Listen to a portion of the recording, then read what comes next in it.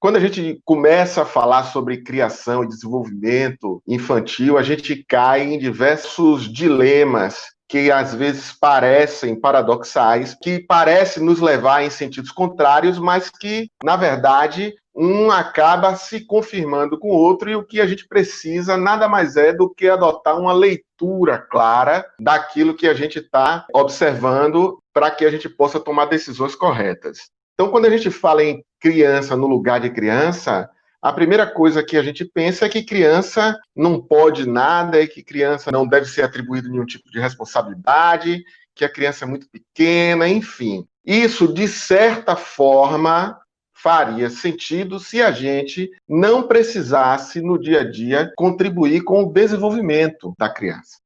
A gente precisa contribuir, então a gente precisa achar o equilíbrio. Então, o grande lance, na maioria das coisas que a gente precisa decidir e conduzir na vida da criança e na nossa vida também, é equilíbrio. Então, tudo demais, existe um ditado, né, que nossos avós já falavam, tudo demais é sobra.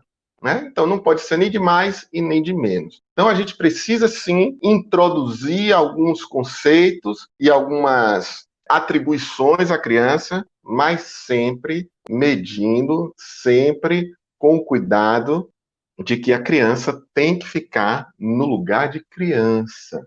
E aí a gente traz agora para reflexão com vocês, que lugar é esse? Qual é o lugar da criança? Como é que a gente poderia definir o lugar de criança? Então, se alguém puder falar aí, qual seria a definição bem genérica que abrangesse assim tudo? Qual seria o lugar de criança na nossa vida, na vida da família? Como se definiria esse lugar? Então, isso é algo que a gente precisa pensar, porque a gente precisa controlar o que chega até ela, o que é cobrado dela, o que se faz com ela. A criança, ela não está preparada para se expor a tudo. A criança não está preparada para o entendimento de certos conceitos. Então, você precisa ter sensibilidade. O que é que eu sempre digo, e aí eu vou recorrer aos 3 pontos que envolvem o meu método de abordagem para a criação, educação e desenvolvimento socioemocional das crianças. Então, a gente precisa ter conhecimento do que está acontecendo com a criança, a gente precisa ter compaixão, a gente precisa entender a criança, a gente precisa se envolver com a criança, ter empatia, a gente precisa se sensibilizar, enxergar o mundo através dos olhos da criança para entendê-la, para imaginar o que é que se passa pela cabeça dela, e a gente precisa se comunicar com ela de uma forma que ela entenda. Nós precisamos ser claros. Então, muitas vezes, no intuito de querer promover o desenvolvimento muito acelerado,